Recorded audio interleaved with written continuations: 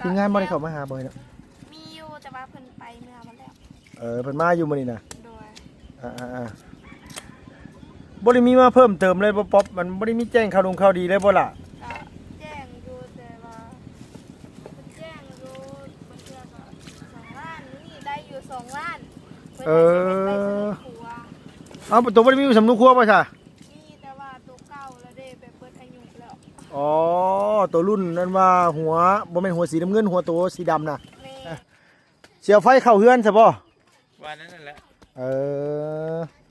เพื่อนน้องป๊อปนี่มีหยังแน่นะบ่ดีบ่ขออนุญาตถามแน่น้ำโมลีนมี10,000 10,000 บาทนะแม่บ่รวมเรื่องไฟนี่บ่ไฟนี่ละตัวไฟนี่เฉพาะไฟนี่บ่ไฟให้กับเบิดน่ะลงไฟให้ก็เหลือบ่กี่แสนครับบ่เหลือครับเนาะ6ล้านเท่าไหร่นะเท่าไหร่ป๊อป6ล้านเท่าไหร่นางค่าไฟน่ะ6 ล้านหากุ้ยบ่เหลือจักกีบเลยก็แบ่งให้น้องเพิ่นใช้น้ำแน่นะเทื่อเล็ก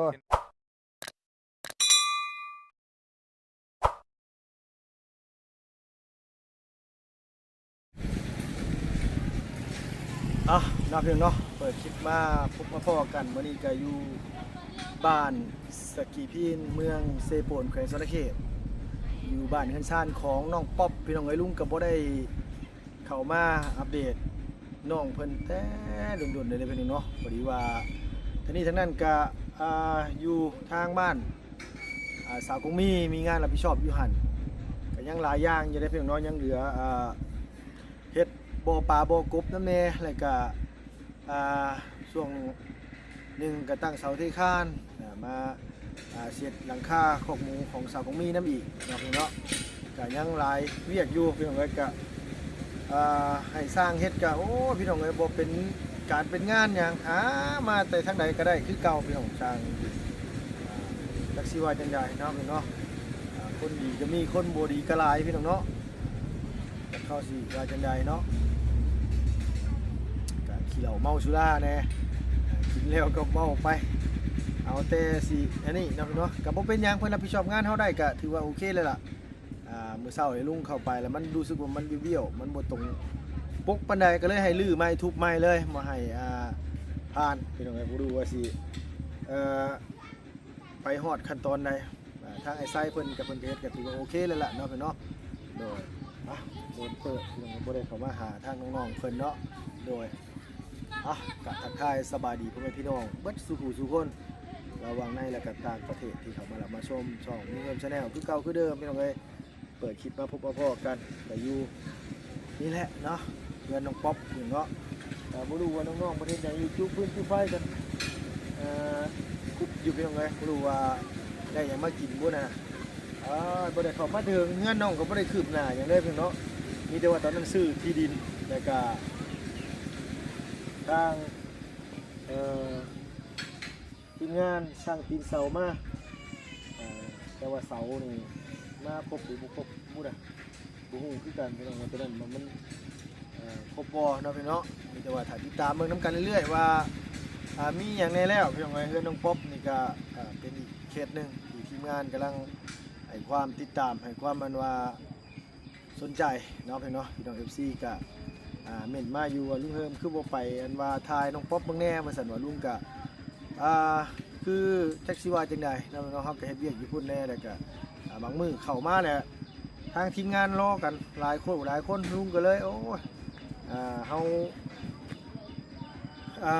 มาทีหลังมาสิทายก่อนมันก็จังได๋อยู่ก็เลยบ่ได้ค่อยทายเนาะพี่เนาะบ่แม่นว่าซั่นจังซี่ดอกก็บ่ได้เข้ามาแต่เฮิงเลยล่ะมาแต่ละเทื่อก็หลายคนเข้ามารอคิวกันอยู่ก็เลยโอ้ยเนาะเอาให้ทางงานอัปเดตเฮาก็บ่ได้มีงานรับผิดชอบพร้อมอะไรเพิ่นเนาะทางเขตน้องป๊อปนี่ลุงบ่มีหยังจักกี่จักอัดเลยตั้งแต่ซื้อที่ดินมาบ่ได้มีมอบหมายหยังจักบาทจักสลึงเลยเพิ่นเนาะเขตน้องเพิ่นนี่เนาะนี่เดี๋ยวมาเข้าไปเบิ่งน้ำกันว่าเพิ่นแต่งกินยังเป็นยังไงเนาะเราเห็นให้น้องจูฟืนจูไฟอยู่รู้ว่าเพิ่นได้ยังบุมากินกันเนาะเพิ่น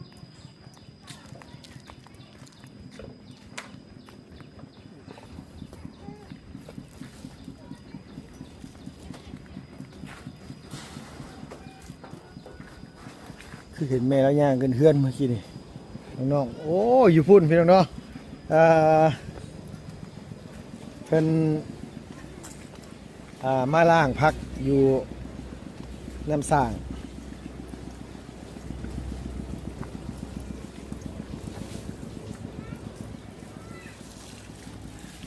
โอ้ไปหาหน่อไม้มา โดย ปลาหลายๆเติบเนาะ โดย หน่อไม้อย่างนั้นหน่อไม้บงบ่ แม่นน้องไม่บงบ่เอิญอะไรนี่น่ะ หน่อไม้บงบ้านเจ้าหน่อไม้หยังซะ บางอันชอก บางอาซอก โดย บางอาซอกบางนี่คือหน่อไม้พี่น้องเอ้ยอาซอกนี่คือสิบ่รู้ว่าเตออย่างมื้อนี้ ชอกอันชอกคนก็คือไอเอิญมาน้องใหม่เพิ่นคือน่ะ หน่อไม้บงก็คือบงนั่นแหละ อ๋ออาซอกนี่คือบงเนาะ แม่น้องใหม่ ไล่ได้ฉะนั้นหน่อไม้ไล่นี่เอิ้นว่าได้ใด น้องใหม่ไล่บ่ เด้อ พลังอะไร บางอะไรโดยสบายดีเด้อ สบายดี โดยสบายดีเพิ่นเอามีดมาปอกซอยกันเอาเฮ้ยขนมกินบ่ขนมกินเนาะโดยบ่ได้มาแต่เหิงก็ยังปล่อยลอยคือเก่าอยู่บ่ได้แวะมาเยี่ยมมายามน้องเพิ่นจะโดนได้เพียงนึงก็ได้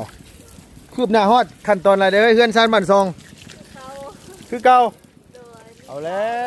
วเนาะ ตีนเศร้าแล้วกับเศร้า แล้วตีนเสากับเสาหัน โดยแล้วเป็นทางบรีบาจะเอาเผาไฟแต่ว่าไฟแบบเจ้าของผู้ที่ใช้ไฟหันขึ้นไปเรียกคนแต่ยังบ่มีเวลา อ๋อบ่รีว่าสิเอาไฟเข้าให้ โดย แม่นบ่นาง แม่ แล้วบัดนี้เลยทางครูเพิ่นเอาไฟเข้าอยู่ในบ้านนี่เพิ่นบ่มีเวลามาเอาเข้าก็เลยโจ๊ะก่อน โดย บ่รีมาแจ้งข่าวเรื่องเอาไฟเนาะไฟเข้าเฮือน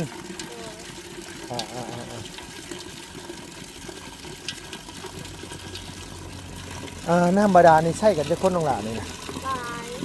ฮะ ประมาณที่หอดที่ขบขวบ แต่ไฟนี่ต้องเสียน้ำกันเป็นบ่นาง เสียราคาน้ำ เสียแต่ค่าน้ำ เอ้าบริษัทใช้ไฟน้ำเพิ่มเดทางน้ำนี่ก็ค่าร่วมกับค่าไฟเท่านั้นแหละแต่ว่าเขาเสียซึ่ง โดยน้ำบาดาลมันก็ต้องได้เสียแต่ค่าไฟเลยหน่อยไม่ได้เสียค่าน้ำแล้ววะเด็กก็ได้เสียแต่ค่าไฟเนาะ เขาไล่เป็นค่าน้ำเป็นเสีย โดยอันนั้นต้นยังเคยต้นบอนบ่นี่นะ ก็แบบ อันนี้ข้างหน้าเจ้านี่ นี่บอก บ่แม่นใบนี่ บอก นี่บอนบ่นางคนอื่น บ้านเขาเอิญว่าดอน ดอน อะดอน อาดอนบ้านลุงเอิญบอนนี่คือต้มให้หมูแม่นบ่นาง ต้องมีมุกต้องมีคนกินก็ได้ แม่นบ่ แมน โอ้ยไผเคยซาเคยมันบ่คันซะบ่ บอกคันน่ะเห็ดบักเสบ อุ้ย ๆอาลีบอกคันคอ ว่าไปเลยไล่ไปเลย อาลีไปที่ตัวเนาะ บ้านเฮาบ่เคยกินนะบ้านเฮาเคยกินแต่เผือกกับทูน นี่อยากกินบ่มันน่าใช่แม่คนแม่คอยแกงให้เพราะว่าคอยแกงบ่เป็นแล้วคอยยานคันแต่ยา อันสดนี่บ่หรือว่าเพิ่นลามแล้วตัวเพิ่นลามบ่นาง ฮะ ตัวเพิ่นลามได้บ่หรือว่าตัวสด คอยบ่ฮู้อันนี้คำนี้นะมีแต่ เต็งถามว่าบอนที่เพิ่นลามนะบ่หรือว่าบอนเอามาจากต้นสิเลย เอามาแต่ต้นแล้วบัดนี้ละต้ม โอ้โดยบ่แม่นที่เพิ่นลามที่เขาเจ้าขายบอนแห้งนะเนาะ อันนี้เรามีแต่สิต้มเดี๋ยวต้มให้เปื่อยให้เด็ก โดยบ่แม่นตัวที่ว่าเพิ่นใส่กระบังแล้วเพิ่นไปเผาไฟแล้วลามมันนะบ่แม่นตัวนั้นเนาะตัวนั้นก็บอนคือกันเนาะนางเนาะแม่นบ่ปอด คอยบ่ฮู้ตัวนั้น เอาแล้ว เป็นตัวแบบไหนนะ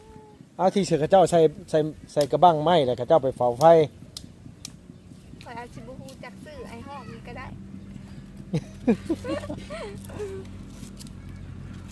เขาว่าบอนเนาะลุงก็คิดว่าบอนลามนะบ่แม่นบ่ก็คือสิแม่นอันเดียวกันนี่ติถามไอ้ซี่สิเข้าใจกว่านะลุงว่าได้เนาะซี่เนาะไอ้ซี่สิแบบรู้เรื่องกว่าบ่จักอันนี้นะบ่รีเพิ่นว่าสิเอาไฟเข้าให้มื้อใดชะนางตอนแรกนะ ก็เขาบอกว่ามือใดเพิ่นเอาเขาก็เพิ่นมาก็ให้เอาเขาเลย เออ ดี๋ยวเราสิมาจ่ายตำราง แม่น ค่าไฟเอาเข้าอยู่บ้านตัวนี้เท่าไหร่ป๊อป 6 ล้าน5 6,500,000 โดย ป๊อดตัวมันคือถูกเด้อเฮ้ยเขาเข้าเฮือนนั่นว่าสาวกงมีหั่น25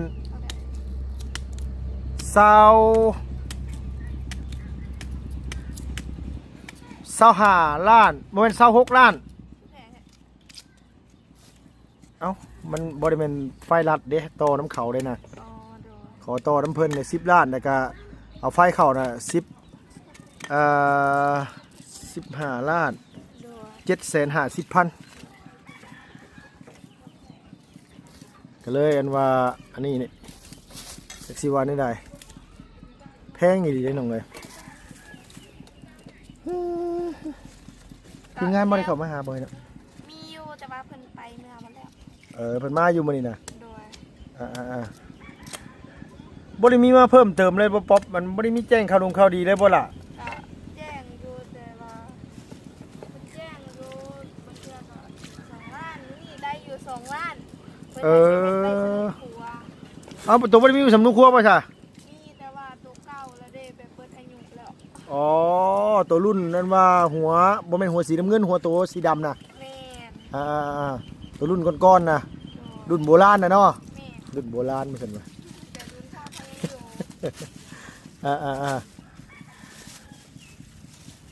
เอาสิใช้ถุงเห็นยัง จะเอาไปขาย อ๋อเจะเสียไปขาย โดย อันนี้เสียไปขายเนาะ โดยโอ้จะเอาไปให้อ้ายน้ำ บ่คันสิเอาขายนะเฮาสิซื้อเลย บ่อยากขายแล้วบ่อยาก บ่นะขายแล้วนะเฮาสิซื้อเอามา บ่ขายเด้อ ต้นอันเตี้ยวไปเฮ้ยนี่น่ะ ต้นนั้นเดี่ยวหมูเฮ้ยมีคนอยู่บ้าน บ่เป็นของเจ้าบ่ บ่แม่นบ่แม่นดิเฮ้ยข่อยบ่มีน้ำเนาะข่อยมีน้ำอยากเห็นสวนผักอยู่ เอาน้ำนี่เฮาใช้บ่ได้บ่ใช่เฮ็ดส่วนอันเตี้ยว สวนผักเจ้ามันก็ใช้เปลืองเนาะเป็นน้ำข้าเจ้าได้เฮาอาบแล้วเมื่อเดือนเฮาก็อาบจง อันนี้บ่แม่นน้ำรัฐบาลเพิ่นเฮ็ดให้บ่ซะน้อย บ่แม่น เออ น้ำข้าเจ้า เออแต่ที่จริงบ้านนี่มีน้ำบาดาลอันมีน้ำประปาได้เนาะ แม่นเป็นน้ำประปาแต่ว่าเพื่อนใครมีเงินก็คือน้ำเจาะนี่คือการ สมมุติว่าเฮือนไผมีเงินกับเขาน้ำประปาสิเนาะนางเนาะ โดย โดย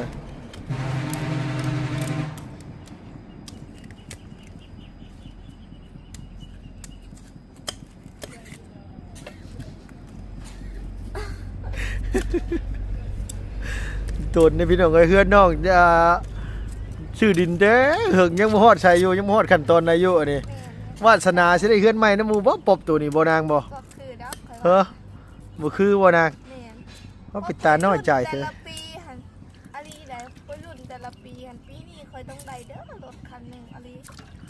มันอยากได้รถนั่นจักรนี่บ่ แม่น แต่ละปีน่ะบ่แต่ละปีน่ะรุ่นแต่ละปีน่ะบ่ แม่น รุ่นอยากได้รถเอาไปเฮ็ดเวียกนี่บ่ แม่นบ่ได้รถอยากให้ได้อันนั้นเด้ได้แป้นอยากเฮ็ดอันนั้นเด้อยากแทนผักอาจารย์ อ๋อเฮือนตัวยังปูภากระจาดอยู่บ่ชนะ แม่น เออ แต่ละปีคันบ่ได้รถก็ขอให้ได้แน่เด้อได้แป้นหั่นน่ะ โดย แต่แบบนี้ในส่วนรายสิรุ่นรถรายกว่าเพราะว่าเขาจะเอาอาศัยไปเฮ็ดเวียก สิรุ่นตลอดคุปีแต่ว่าบ่ได้แต่ว่ามันผู้อื่นก็บ่ได้หลายดอกแต่เพิ่นสิได้ เออรุ่นตลอดแต่ว่าบ่เคยไล่ แม่น โอ้ย สิ เนาะ รุ่นตลอดเลยข่อยก็คิดว่าวาสนาก็ยังบ่ฮอด วาสนาก็ยังบ่ฮอด แม่นอาลี ปีเลยได้ตั้ง โดย ข่อเฮ็ดสวนมันตั้งแต่คนน้อยบางเทื่อก็บ่ฮอดซ้ำน้อง4นี่ซ้ำเฮ็ดมัน น้อยกว่าไอ้ซี่อีก ปีแม่นเพราะว่ามีแต่ค่อยเด้กับแม่ค่อยเด้เพราะว่าบ่มีพอแล้วเด้ โดย คือสิประมาณ3น้อง4นี่แหละแต่ว่าค่อยสิเป็นคนโตเตี้ยนะ ก็สิร้ายแต่เฮ็ดมันคุปีรุ่นว่าปีนี้หันแม่คอยว่าเขาอยากได้รถเด้อแม่คอยก็บอกว่าได้เด้ เฮ็ด อาลี โดยจะได้รถแต่แม่ก็ปลอบใจว่าได้ลูกเอ้ยติ แม่ได้คันแบบว่ามันเฮาแบบเฮา เขาได้ลายได้แม่นบอก โดย และนี่มันเขาบ่ฮอดสำคัญหนึ่งรถด้ามซะ อ่า เป็นรถไทยซื้อบางเทื่อก็รถฮอนได้ ๆ ก็บ่ได้ ได้ปีละได้รถไถนึงรถหูใดนึงสิน้อยๆเนาะ แม่นแต่ผู้อื่นนั่นส่วนเข้าหันมีแต่ส่วนหนึงแต่เขายังได้ครบเขาได้ฮอดรถนั่นแล้วก็ได้ลายเติมอยู่ บ่กับอีกอย่างก็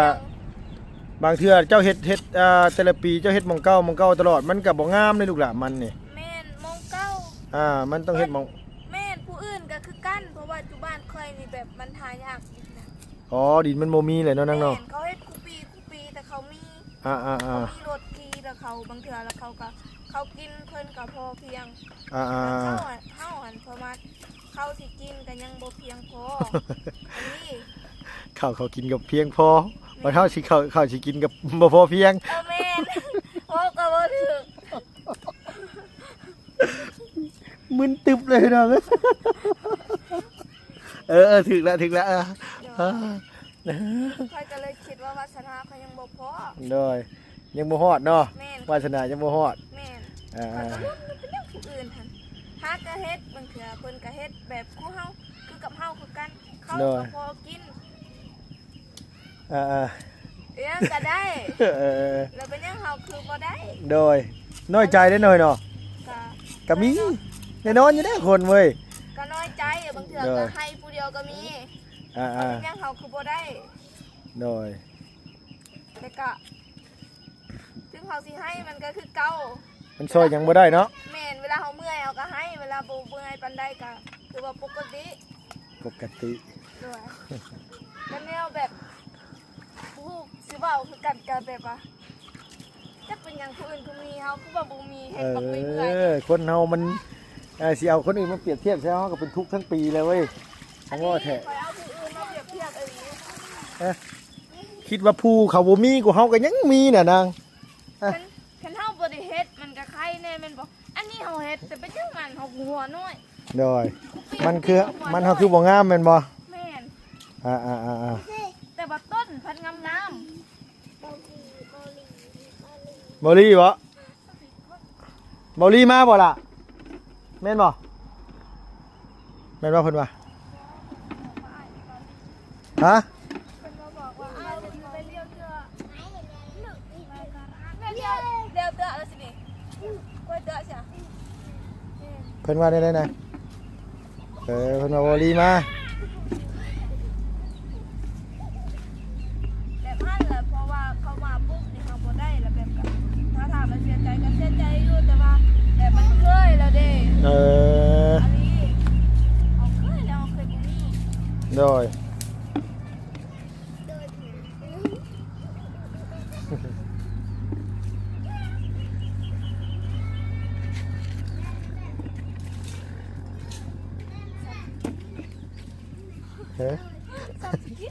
ซ้ำสิกินมิสระซ้ำสิกินนี่นะสิขึ้นม.1ยังลูกหลานปีนี้ยังอยู่เอาเจ้าไปเรียนฮอดปอได้ปีนี้นะโดยปีนี้คือปอ4บ่สิเปิดเทอมนี่คือปอ4ป้า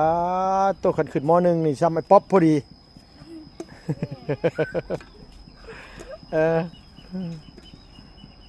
กันซ้ำนี่ได้เคยความจำกำลังดีขึ้นไว้แน่กูนี่ความจำไม่ได้ดีแล้วป่ะนี่นะแม่นมันเบิดการพัฒนาการทำเฮียนเอาแบบว่าเฮาเฮียนกับปองแล้วมันเริ่มแบบว่าเล็กน้อยนี่มันความจำนี่มันสิประมาณ8ปีถึง18ปีประมาณนี้แหละเลย18ขึ้นไปนี่ก็เอาละบัดนี้สมองเริ่มทื่อแล้วกันเฮียนหนังสือนี่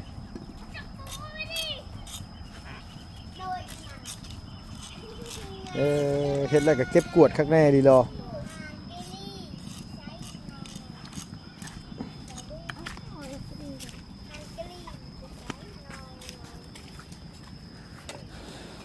เปิดน้ำบาดทีนี้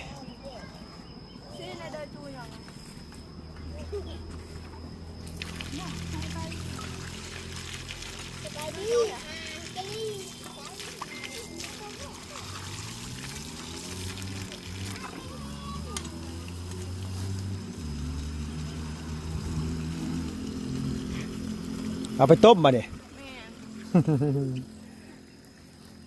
ไปมาพี่ก่อนพี่น้องเอ้ยน้องๆเพิ่นว่าบอลีมาเพิ่นซั่นว่าเห็นดิแม่นอีหลีไอ้ซี่จุไฟก็บ่ติดซ้ำแล้วสิเนาะ โอ้โดย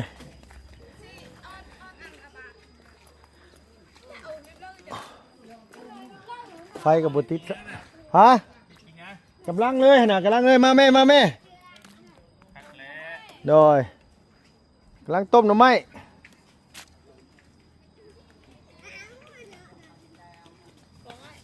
อันไหนใช้ว่าเสียวไปขาย โอ้ยกซื้อ บ่เอาให้ลุงโอ้ขอบใจด้วยนางเด้อ โดย โอ้